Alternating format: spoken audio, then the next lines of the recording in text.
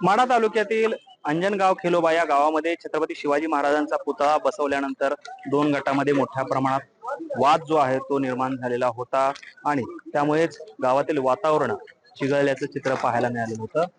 मात्र तब्बल 4 दिवसांनंतर या वादावरती आता पूर्णतः पडदा पडल्याचं चित्र पाहायला मिळतंय. आपण पाहतोय खरं तर अंजनगाव खेलोबा गावामध्ये हा छत्रपती शिवाजी महाराजांचा पुतळा जो आहे तो खेलोबा मंदिराच्या बाजूला या ठिकाणी बसवल्याचं चित्र आपल्याला 3 दिवसांपूर्वी पाहायला मिळत होतं.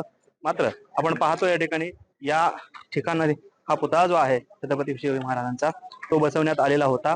त्यानंतर मात्र हा पुतळा जो आहे तो जो वाद होता तो वाद सामोपचाराने मिटवत या ठिकाणी आता समोरच्या दिशेला बसवण्यात आल्याचं आपल्याला पाहायला मिळते. खरं तर गावामध्ये जो जुनं बस स्टॉप होतं या बस स्टॉपच्या जागेत हा पुतळा जो आहे तो आता दिमाखामध्ये विराजमान झाल्याचं चित्र आपल्याला पाहायला मिळतंय.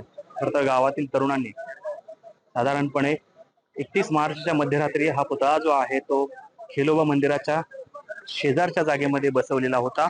मात्र मंदिर प्रशासनाकडून या जागेवरती दावा करत आमच्या जागेवर हा पुतळा बसवला आणि प्रवेशद्वारावर हा पुतळा बसवलाय त्यामुळे आम्हाला अडथळा येईल, त्यामुळे हा पुतळा दुसऱ्या जागेत स्थलांतरित करावा अशी मागणी जी आहे ती प्रशासनाकडून करण्यात आलेली होती.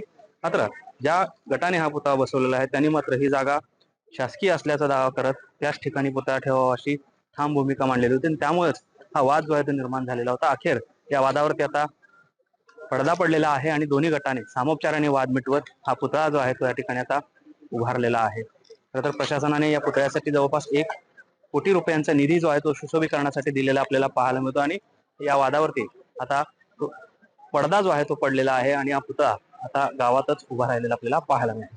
कॅमेरामन विनोद बातकर सह सागर सुरवसे, TV9 मराठी, माढा, सोलापूर.